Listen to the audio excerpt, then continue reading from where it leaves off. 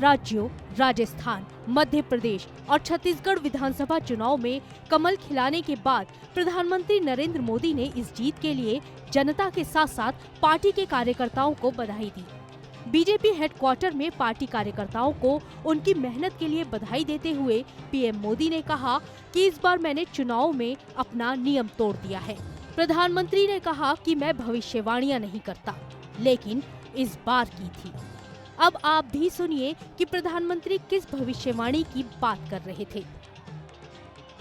मैं हमेशा भविष्यवाणियों से दूर रहा हूं।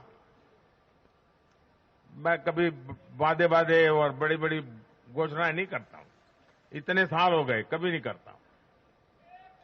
लेकिन इस बार चुनाव में मैंने अपना ये नियम भी तोड़ा था। मैंने राजस्थान में मावजी महाराज को प्रणाम करते हुए उन्हीं की धरती पर ये भविष्यवाणी की थी कि राजस्थान में कांग्रेस सरकार लौट करके नहीं आएगी। मैं भविष्यवेत्ता नहीं हूं, लेकिन मेरा राजस्थान के लोगों पर भरोसा था, वहां की जनता पर भरोसा था, और आज हम नतीजे देख रहे हैं।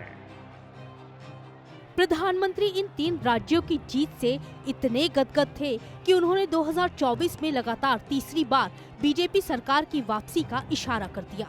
प्रधानमंत्री ने कहा कि इन 3 राज्यों में मिली ये हैट्रिक 2024 की गारंटी है। और कुछ लोग तो कह रहे हैं कि आज की इस हैट्रिक ने 24 की हैट्रिक की गारंटी दे दी है। अपने संबोधन में प्रधानमंत्री ने कांग्रेस समेत तमाम विपक्षी पार्टियों पर जमकर निशाना साधा और विपक्ष को सुधरने की चेतावनी भी दे दी। प्रधानमंत्री ने कहा कि अब देश को बांटने वाली ताकतें एड़ी चोटी का जोर लगा देंगी, लेकिन हमें सावधान रहना होगा। देश को बांटने वाली ताकतें अब एड़ी चोटी का जोर लगाएगी। समाज में खाई पैदा करने वाले अब नए मौके तलाशेंगे।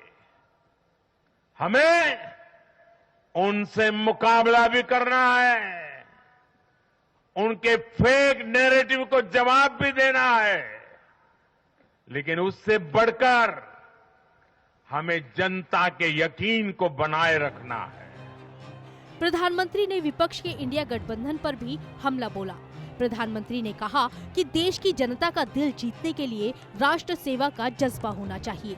सिर्फ कुछ परिवार वालों के एक साथ मंच पर आने से फोटो तो अच्छे आ सकते हैं, लेकिन देश की जनता का भरोसा नहीं जीता जा सकता। आपको बता दें कि रविवार को आए 4 राज्यों के नतीजों में बीजेपी ने 3 राज्यों में बाजी मारी है। राजस्थान, मध्य प्रदेश और छत्तीसगढ़ में बीजेपी को बहुमत से बहुत ज्यादा सीटें मिली हैं, तो वहीं कांग्रेस को 10 साल बाद तेलंगाना में सत्ता की कुर्सी मिली है।